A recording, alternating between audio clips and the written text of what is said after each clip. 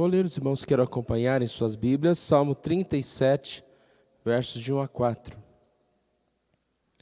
Não te indignes por causa dos malfeitores, nem tenhas invejas dos que praticam a iniquidade, pois eles dentro em breve definharão como a relva e murcharão como a erva verde. Confia no Senhor e faz o bem. Habita na terra e alimenta-te da verdade. Agrada-te do Senhor, e Ele satisfará os desejos do seu coração. Pai querido, nós agradecemos a Ti pela Tua palavra, ó Deus. Te pedimos que o Senhor Deus mais uma vez venha nos ensinar através dela, ó Deus. Também colocamos diante do Senhor, ó Pai, esses pedidos de oração. O Senhor continue a abençoar, ó Deus, a cada um, ó Deus, cuidando.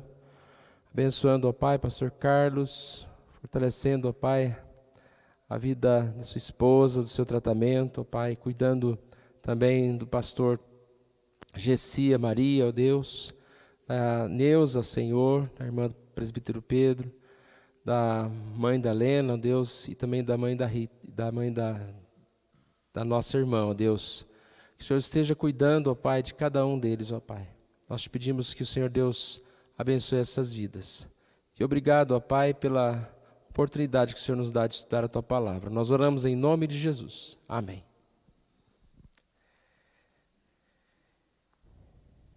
Nós estamos falando sobre a família edificada na verdade. Esse salmo ele é muito especial para nós, né? Não tem o contexto da família apenas, mas a ideia é que nós sejamos edificados na verdade, na palavra.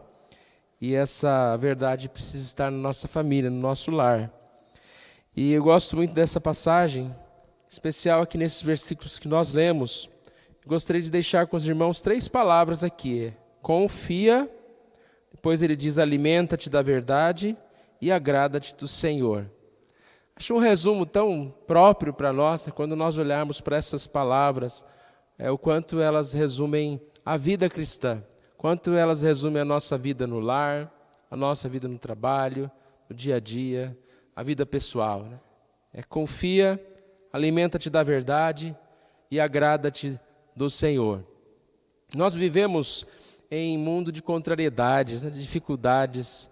Nós enfrentamos tantas oposições e às vezes nós vemos pessoas, talvez vamos dizer assim, né, se dando muito bem, ou pessoas que estão oprimindo outros, e essas parecem estar prosperando.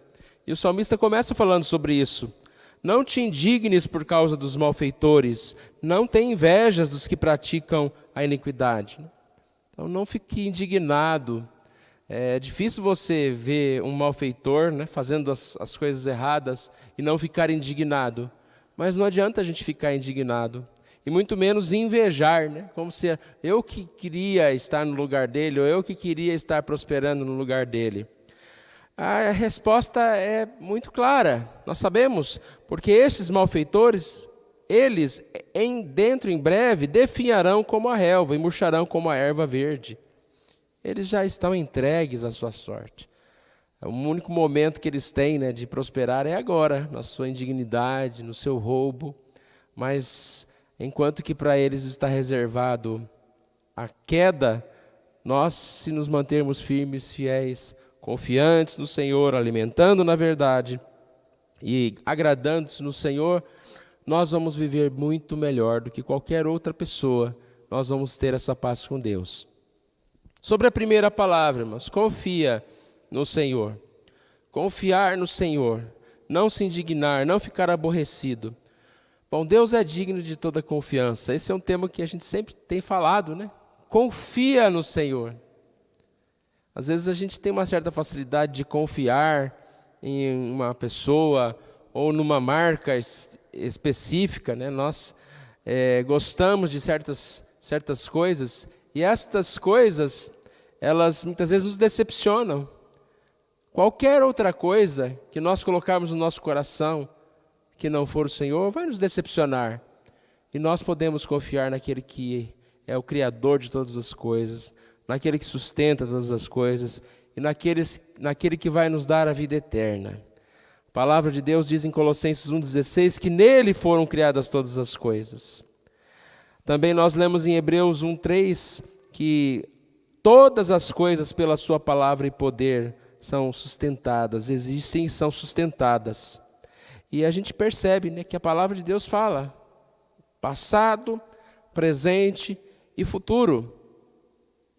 Salvação eterna, vida eterna estão em Deus.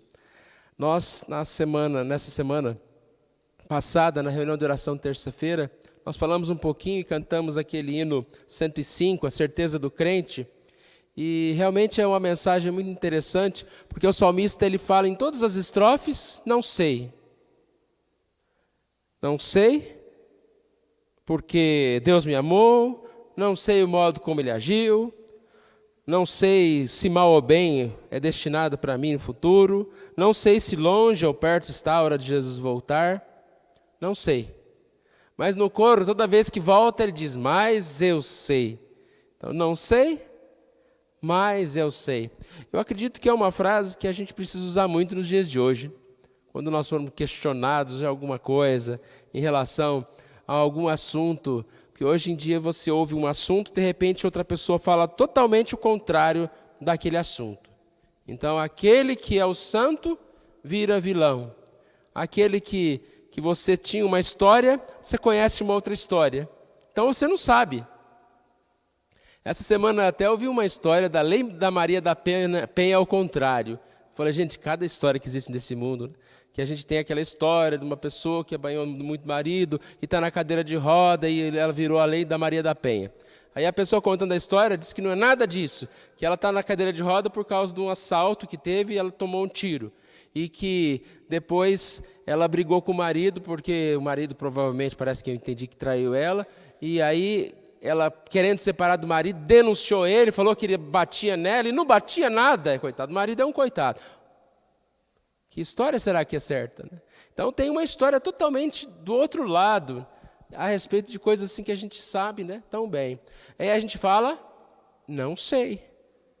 Não é a hora da gente ouvir uma notícia e levantar a bandeira, né? Agora eu vou defender a Maria. Não, agora eu vou acusar a Maria da Penha. Né? Agora eu vou isso, eu vou aqui. Nós estamos vivendo um tempo assim de quem não sabe nada, mas diz que sabe, né? E está lá defendendo. Não sei.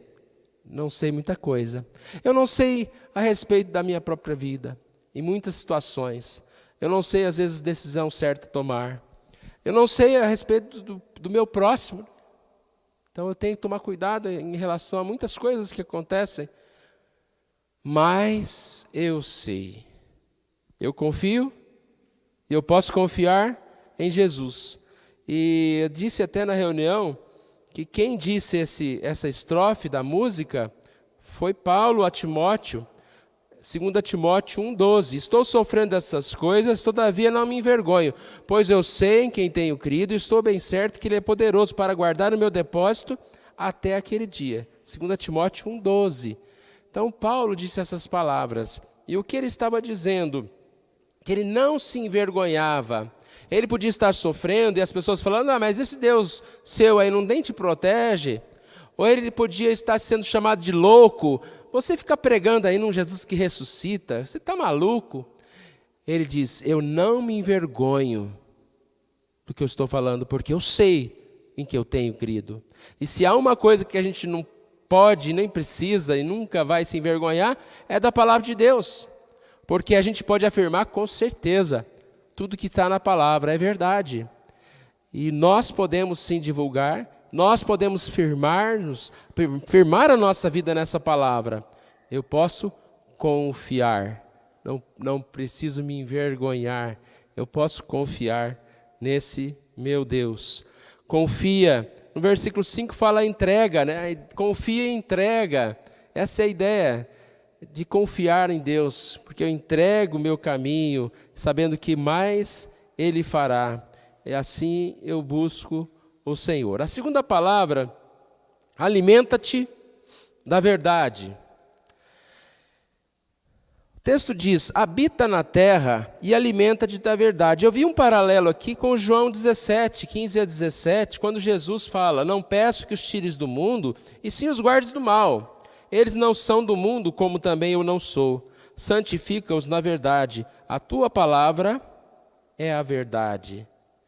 Habita na terra, não os tires do mundo. A ideia é parecida.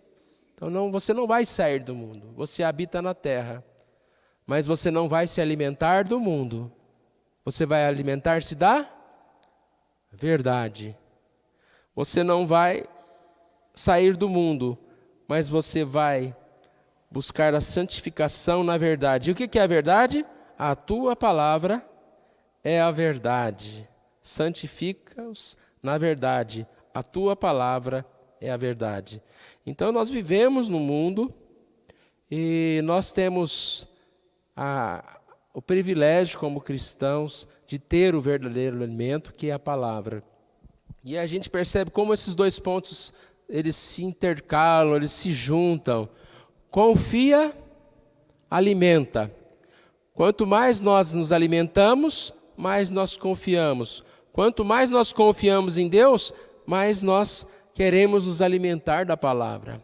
Aquilo que você tem convicção que é o caminho certo, o que você faz? Você vai até Ele, você persevera nele, você se alimenta dele. E assim nós temos a palavra de Deus para nos alimentar. John Piper disse isso com outras palavras, muito mais especiais. Eu vou ler aqui. Ele diz que a fé não tem outra vida senão a vida que ela obtém da verdade em que crê. Vou ler novamente.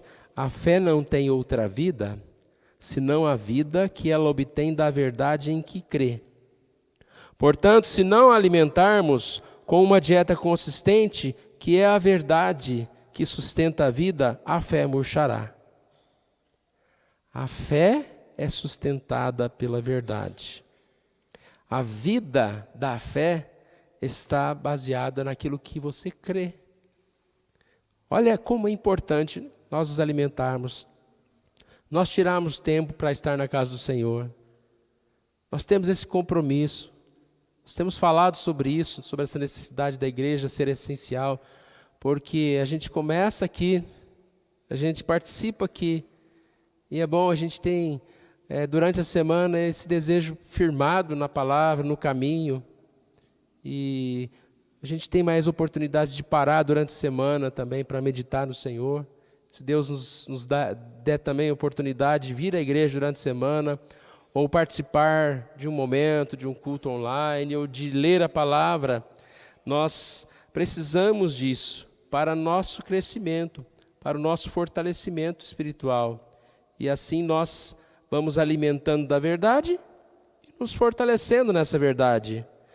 A ideia de ter a memória, as escrituras sagradas. E como que a gente vai ter na memória algo que a gente não tem ouvido repetidamente? Sempre falo isso, uma coisa que você quer guardar, você ouve várias e várias vezes, até decorar aquilo de uma forma que você vai entendendo. Então, da primeira vez a gente não entende, você ouve mais uma vez e aquilo vai tomando forma na sua cabeça, porque na hora que você precisar daquilo, você tem guardado na sua mente, no seu coração.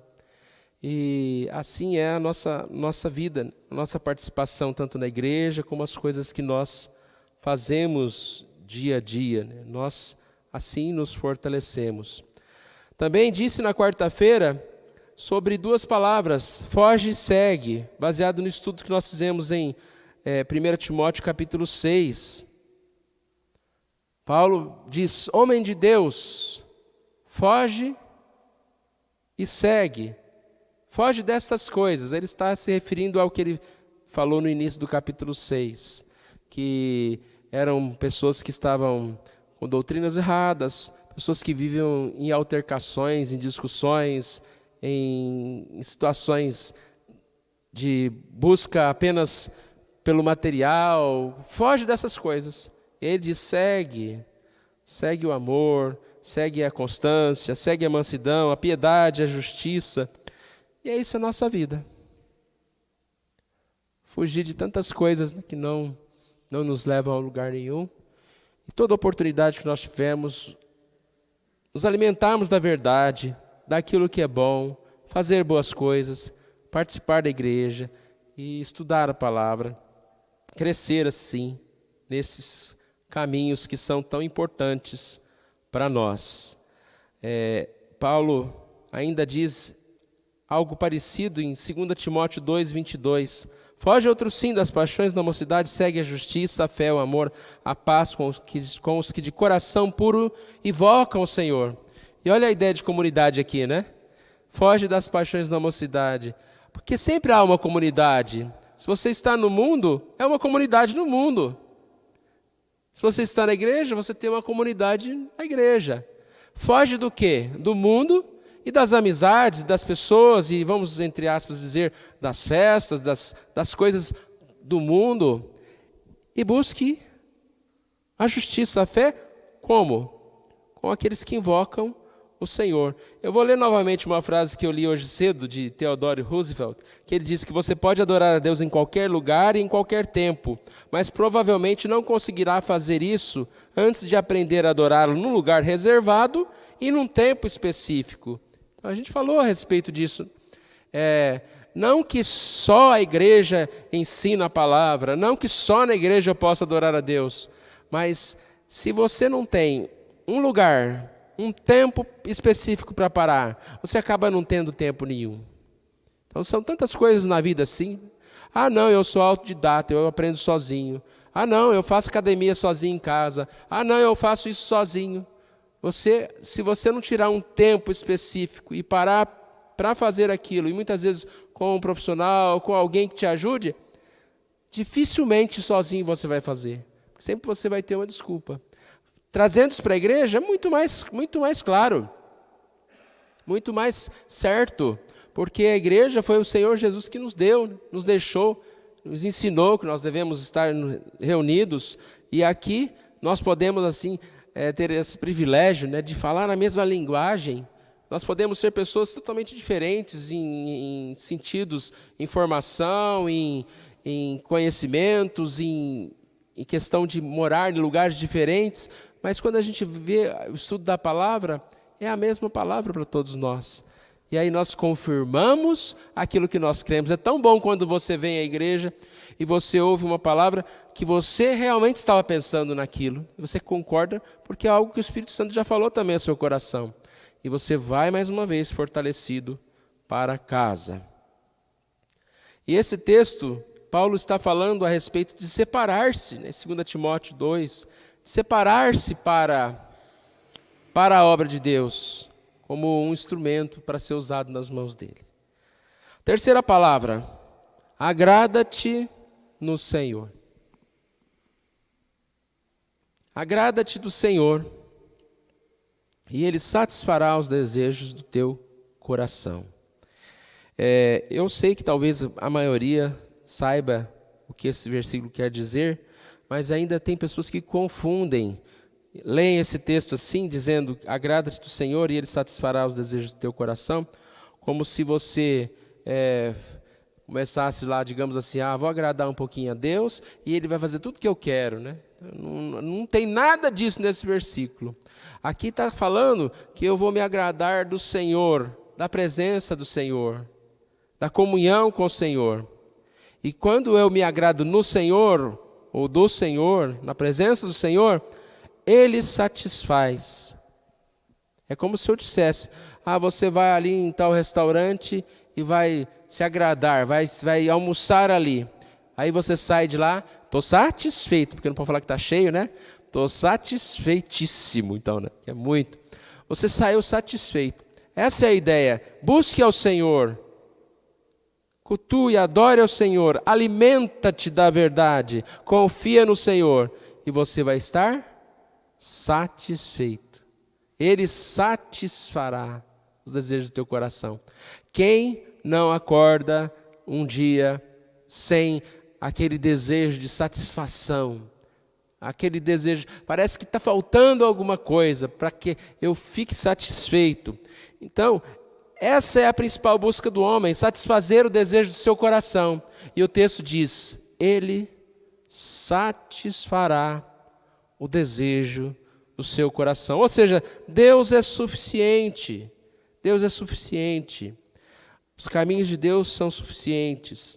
E a gente lembra sempre do texto de Abacuque 3, 17 e 18, quando aqueles irmãos passaram por uma grande dificuldade e tudo foi tirado, né? Tudo que representava a alegria, tudo aquilo que representava o poder, tudo aquilo que representava a vida para eles, foi sendo tirado. E aí veio uma tristeza, uma decepção, sim, um susto, mas veio uma frase muito bonita que nós cantamos: todavia me alegro no Senhor e exulto no Deus da minha salvação. Todavia eu me alegro no Senhor. E nós sabemos disso.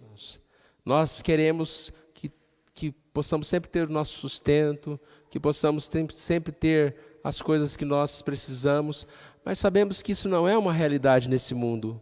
Em um momento vai faltar alguma coisa para nós. A saúde vai faltar para todos no momento, mas e ainda eu me alegrarei no Senhor, porque essa bondade e misericórdia vai me seguir, ainda que chegue o momento, né, da sombra da morte, eu não temerei, o Senhor está comigo, eu vou me agradar no Senhor. Nós falamos do Salmo 127, Salmo 128, né, que se o Senhor não edificar a casa, em vão trabalhos que edificam, que essa é a ideia, né? Não adianta ter uma casa bonita, não adianta ter tudo montado, mas se o Senhor não estiver presente, e essa casa pode ser a nossa vida. Se o Senhor não edificar, Ele não for aquele que agrada, que habita no meu coração, nada vai satisfazer. Em vão eu vou estar edificando. Eu posso procurar 1000 coisas para me satisfazer, mas ainda vai faltar muito, vai faltar aquilo que é especial, né? Por isso que algumas vezes a gente, para ter uma experiência real de alegria na presença do Senhor, a gente precisa passar por um vale bem fundo. A gente sente assim a presença do Senhor. Tudo que é material perde o valor, perde a importância. Mas mesmo abençoados, nós podemos mais e mais nos aproximar do Senhor, nos alimentar do Senhor. E da mesma forma perceber que tudo que nós temos, né, ou pouco, ou muito que nós temos, não é comparável ao Senhor, à presença do Senhor. Tem uma passagem muito interessante em Números 18, 20. Lá, quando Deus dividiu a terra de Canaã entre as tribos de Israel, Levi não recebeu nenhuma parte da terra. Agora você imagina, os levitas estão lá e todo mundo lá recebe aquela herança, aquele pedação enorme para cá, você é daqui, eu sei aqui e tal, e Levi nada. Aí Deus olhou para eles e falou: eu sou a sua porção e a sua herança. Eu sou a sua porção. Tozer comenta essa passagem dizendo: com essas palavras, Deus o tornou mais rico do que todos os reis e rajás que viveram no mundo. Você não recebeu nada? Aí o Senhor fala: eu sou a sua porção. Quando nós olhamos para algumas situações e pensamos: poxa, mas está faltando aqui. O Senhor fala: eu sou a sua porção. Não te indignes dos malfeitores, mas lembre-se do Senhor dizendo: eu sou sua porção. E aí a gente aprende, né, a confiar, nos agradar mais no Senhor. Por isso a gente sempre fala, né, que o cristão é o mais feliz de todos. Nós podemos ter essa alegria, essa felicidade no Senhor. Esse é o nosso desejo, irmãos, que nós tenhamos uma família abençoada, uma família, na verdade. Nossa passagem que nós lemos nesse tempo, né, foi Salmo 68, 6 no início, quando diz que Deus faz o solitário que mora em família, tira os cativos para a prosperidade. A promessa aqui de Deus lutar as suas batalhas. O cativo, aquele que porventura seria abandonado. O solitário, né, que era uma referência de alguém que estaria em grande tristeza, o Senhor o abraça, o Senhor o leva para a família. E nós temos, irmãos, dia a dia, nossa família. Não sabemos qual é a formação, né, da sua família.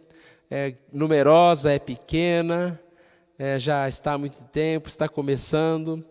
Mas tenha essa certeza de que somente edificando na palavra de Deus nós teremos paz, nós teremos sabedoria, né, para agir nesse mundo tão corrupto, tão oferecedor, né, de coisas que nos levam para o mau caminho, e nós possamos seguir na presença do Senhor.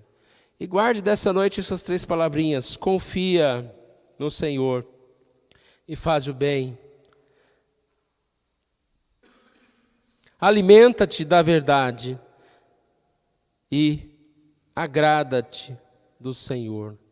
Confie, alimente e agrada-te do Senhor. E assim nós possamos crescer na presença, na alegria, na paz do nosso Deus. Vamos orar? Pai querido, nós agradecemos a Ti, Senhor, por mais essa oportunidade que o Senhor nos dá de estarmos reunidos na Tua casa. Pai querido, obrigado porque o Senhor Deus nos dá aqui irmãos que são a nossa família, ó Deus. Ó Deus, que nós possamos estar sempre lembrando uns dos outros, amando estar juntos, ó Pai, nos alegrando, ó Pai, por esses momentos que são tão importantes. Que nós possamos também, ó Deus, ter a proteção do Senhor no nosso lar, ó Deus. Que o Senhor esteja cuidando de nós, dos nossos filhos, cuidando, ó Pai, das gerações que seguem, ó Deus, que vão formando a nossa família e também vão formando a nova igreja dia a dia, ó Deus.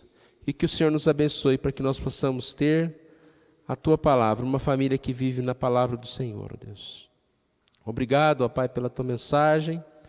Que o Senhor nos abençoe a confiar, a nos alimentar no Senhor, a agradarmos no Senhor. É assim que nós oramos, pedimos por tudo em nome de Jesus. Amém.